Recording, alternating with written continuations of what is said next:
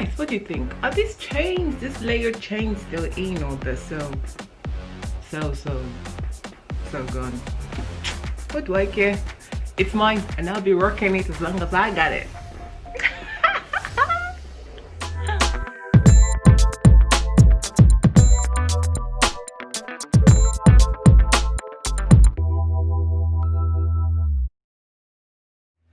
Hi guys, welcome back to my YouTube channel.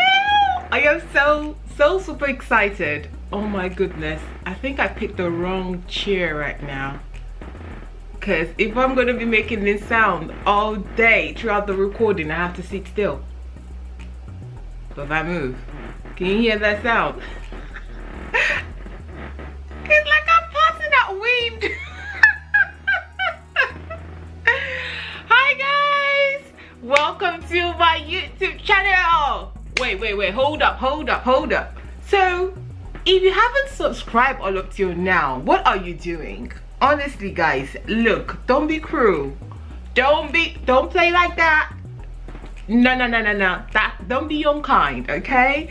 Please subscribe to my YouTube. It's just a click, yeah, that's just it. Just click that button. Guys, and if you're new here, hello, thank you so much for stopping by. I am like, come on now, you're so sweet, you're so kind, but don't forget to subscribe. So guys, how's your week been? Because you know my videos go out in the middle of the week. Hump Wednesday, hump day, and literally it's like we've gone through half of the week already.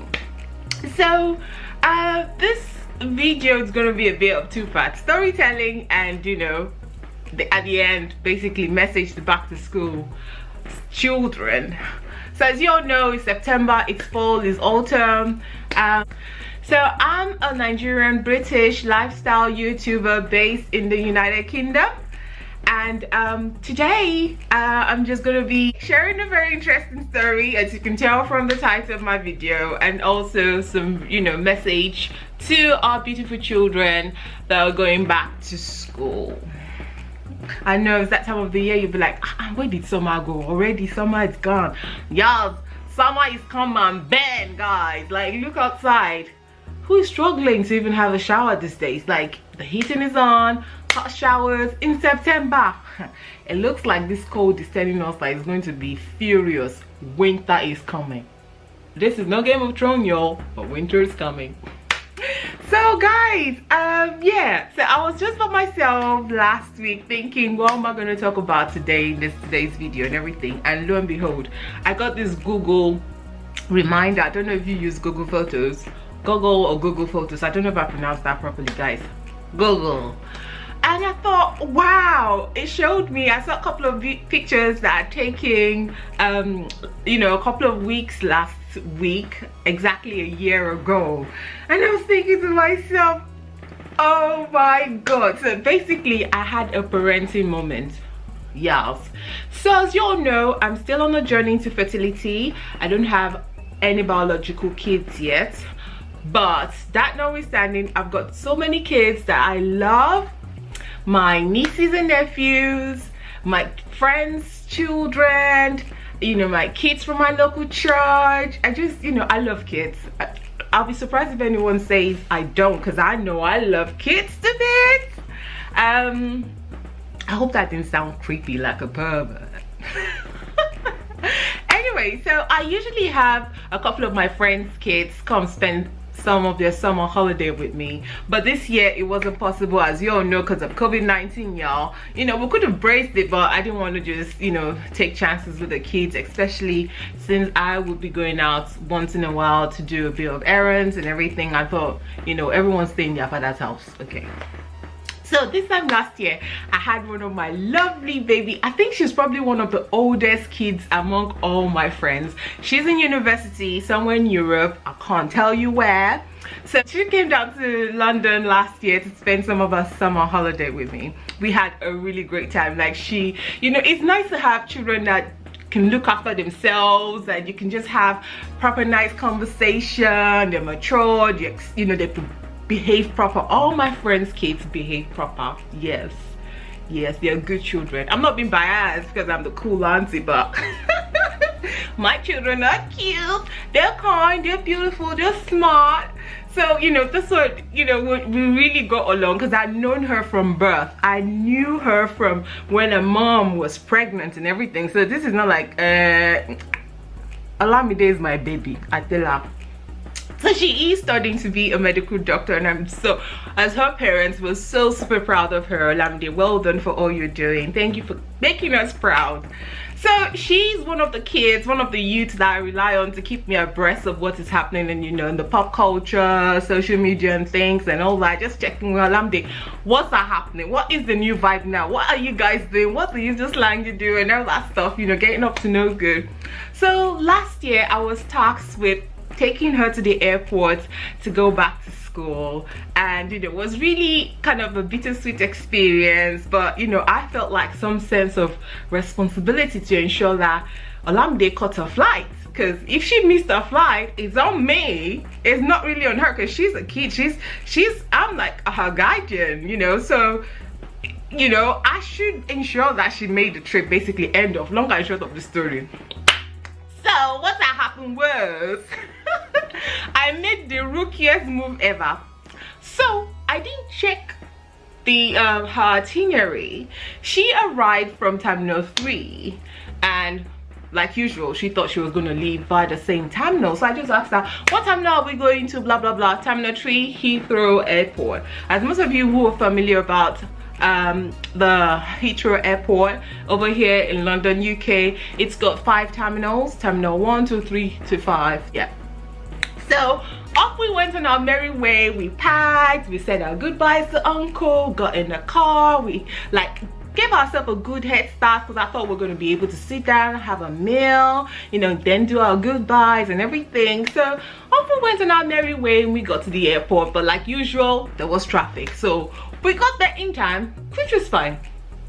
I'm usually nervous about driving in general. I haven't mentioned this before.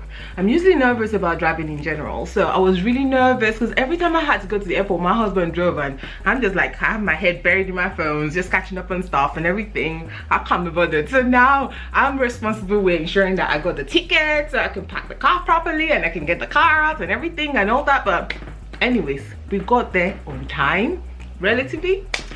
We got to the airport and we're looking at the screen trying to find where her, you know, the baggage will go and do the check-in and everything, and lo and behold, we couldn't find him. We thought maybe the name hadn't come on, but we could see other flights that were even like 10 hours ahead. They've shown that on the board already, and we couldn't find her flight on the display. We went over to the counter to ask, and they were like, oh, you're on the wrong airport, you're meant to be in Terminal 5. I'm like, what? Talk about panic freezing. Like if I couldn't even call my husband to tell him this is what happened. Basically what was going on in my head is like, make sure you get this girl to the terminal on time to leave. Like, where do you even want to start this story? That this whole cool auntie, they task you one responsibility, take this child to the airport, and now you are missing flights. That's how we went on, like, Olamide, we need to go now. And I don't know if you guys know how the connection is. It just didn't even make sense for us to use the train because we had too many luggages. Because ordinarily, if it was just a hand luggage, I would have like, let's use the tube and everything. But it didn't make sense for us to use the tube to get to Terminal 5 with all the bags that we got. So we were dashing out of the Terminal 3, and lo and behold, who did we see? Yes, you know, almighty DJ Cuppy. If you don't know who that is, please go and Google her or check her on Instagram, you'll find her. We saw her all sprawled on the floor, wide leg, you know those poses that they do now with the, you know, legs wide apart and what have you, like she's about to take a dump, but she was looking cute. So anyway, I was just saying, like, what was that about? And she was all sprawled on the floor, and she had a luggage, and someone was taking a picture for her and everything.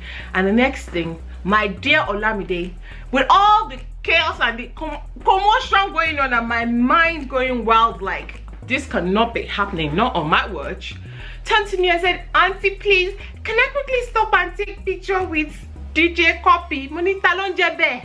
Of course I knew who she was, but duh, girl, get your head straight. That is not priority right now. Like, It is not priority. And she was there shuffling her feet. I was like, girl, you know where I parked the car. You either meet me there. By the time I'm loading these baggages, if you are not behind me, I am leaving. And I'll call your mom to tell her. And that is how cool auntie became uncool. Like, parenting 101 came on. Like, I couldn't even be bothered. Like, at this time and this, nah, I wasn't having it. So I went to the parking lot, started loading the bag and everything. Lo and behold, my dear baby was behind me. Bless her heart. I told you my kids are all well behaved and everything. She's cool like that. So we were on this upward drive down to Terminal 5, and it was really like you could feel the tension in the air. I don't know if she was angry with me. I don't know if she was upset, if I've disappointed her, if I'd formed my hand, but I didn't even care. The priority to me there was get this girl to the airport and make sure she got on her plane. So we got to Terminal 5. Thank you, Lord. Managed to get there. They were literally like doing final call and everything. She had extra bag. We had to do all that while I check in luggage, do everything. And by the time we were done, I was like, ah. There was no time to even say, let me even get her a meal or something and all of that. No. The next thing, I just felt a big warm arm wrapped around me telling me, auntie, I love you, thank you so much for getting me to the airport on time. And it just broke my heart, because I just felt like I've kind of like disappointed her. She could have like taken the picture with DJ Cuppy, but I didn't care at that point. And of course I had to be the bigger person, like, baby, I'm sorry, I am so sorry I didn't let you take that picture with her. I don't even know where I'm gonna keep my face if I miss this flight. What do I tell your mom? And she's like, oh no, auntie, don't worry about that. We'll be alright. Like, we'll be alright, last. And I was so grateful that she understood, and she was so gracious about the whole situation. And yeah, lo and behold, by the time she arrived, our celebrity DJ Cuppy had already posted the picture on her social media platform, and she sent it to me. I said, auntie, look at us, because we literally were pushing our trolley behind her when she was taking the photos. She said, auntie, we still made the picture. Like, nobody's gonna recognize me in that. Like, no, guys. Nah, fam, nah, you can't recognize me on the street. At least that much I know. If you want to find me and kill me, it's not even going to be possible, because this is not my real face. So guys, that's all about story time. I don't know if there's anyone out there who's had to like switch on to parenting mode, from cool mom, cool dad, to having to be the strict one, sensible one, saying no girl, like not now, not today boy, not today child, it's not gonna happen. It'd be great for you to share your experience. Let's get the interaction going. So, but yeah, so basically I sent Olamide the pictures from last year. She was like, auntie, what? This is so cool. This is content. You should talk about this. And I thought, are you sure? She's like, auntie, it's story time. Just talk about it. So I had the blessing of my beautiful baby to talk about this. And that's it. Basically my whole Olamide and DJ Cuppy saga I wanted to share with you guys. But I'm telling you, at the time, my nerves, Lord, I was like, I just messed up. Okay guys, as you know, it's back to school. Like, actually all schools in the United Kingdom are back to school now, from the preschools to nurseries and secondary schools. Everyone's going back, even the universities. And I thought, I just want to say a big shout out to all my babies and all the children in the world. I know it's times of uncertainties, and I can't imagine how unnerving it is for the kids who are still trying to figure out what all of this means, the life that we live now and we lead. And if by all means all the precautions that put in place is not actually even causing them more anxiety and fears, because I had the opportunity to share a couple of, to spend time with some of my kids. Yeah, as I earlier mentioned in my video, there's some of my girls that come spend a bit of their summertime with me, but they couldn't this year. So I promised them that I was going to spend a whole day with them each before they went back to school. And one of the general feeling I was getting from them was just that general anxiety about what was school be like now. We've been stuck at home all this while. I'm scared about maybe the world coming to an end. And it was great having that interaction and telling them that, look, it's not that half bad. And as Christians, we need to have a positive attitude. there's no room for fear and anxiety, because that just breeds more negative energy, and you don't need that around you. Okay guys? Yes, we don't. And I told them this is just going to be another part of history that will be talked about, and when your kids are learning it at school, you'll be like, yeah, I was around then. Just exactly how people talk about the First World War, Second World War, you know, other pandemics and diseases that have come and gone that we found, you know, solutions to. I'm sure there was a time when measles seems like it was something that we're dealing with right now, like the COVID, and we have a cure for measles, we have a cure for malaria, we have a cure for name it, and you know, and we're going to be kicking cancer in the butt as well. So I want to say thank you to all our frontliners, the NHS workers who have been working around the clock to ensure that the country is, you know, still able to function as it is. I know a lot of adaptation have had to take place, because I remember I had an appointment at the hospital to get some checks done, and I was really nervous going in, thinking, please, before I go and use my hand and go and find COVID, shouldn't I sit there in the house and skip this appointment? I'd already skipped it once already, because it was meant to take place in March, and I was like, no, I'm not going. And then I called to reschedule it. But you know, it's amazing the amount of work and thought that they put through in terms of ensuring that people who are other outpatients can still carry on getting the, you know, the treatment and the support that they need, whilst they still also take care of those who are impacted by the COVID. So I want to say thank you to the NHS frontliners, everyone that works in the NHS, from the admin to the medical staff, every one of you guys are just great. God bless you for what you do. So why don't we say a quick prayer to all our children as they go back to school. As you know, the Bible says that children are the heritage of God and they are his reward, and I pray that God will continue to keep all our children. They're made for signs and wonders. No evil will come upon them in the mighty name of Jesus. I give God's angels charge over all our children. And I know that, you know, in countries like my home country, Nigeria, there's really no plans or dates confirmed yet to kids going back to school, because I remember catching up with my niece and she's already getting frustrated staying at home, like, mommy doesn't let me go out, I want to do this, I want to do that, and you're trying to explain and make sense of this whole situation to her. It just breaks my heart, really. So guys, let's just continue to be positive, and let's continue to show love, reach out to people, and also make sure that you're setting time for yourself to rest and look out for yourself. Yes, it's really important. You can only give out what it is you have. So if you're not looking out for yourself, taking care of yourself, you're just gonna run down, and you don't want to run down. Okay, all right. So that's it from me this week, and I'll see you in my next video. Please don't forget to subscribe, please don't forget to like, please don't forget to share, comment. I love to see comments because it gets interaction going. So guys, don't be like that now, okay? All right, so I'll put myself out here. The least you could do is just hide behind your computer, and let's get this engagement going. Thank you so much, guys. I love you. Thank you, see you in my next video. Bye. And yeah, click anywhere in the link below. I've linked all my previous videos. Watch them, please. Let's get the subscription up, guys. What is happening? I want to grow my channel organically, but it seems like you guys are just dilly-dallying. Move on with it now. Subscribe. Thank you very much. Bye.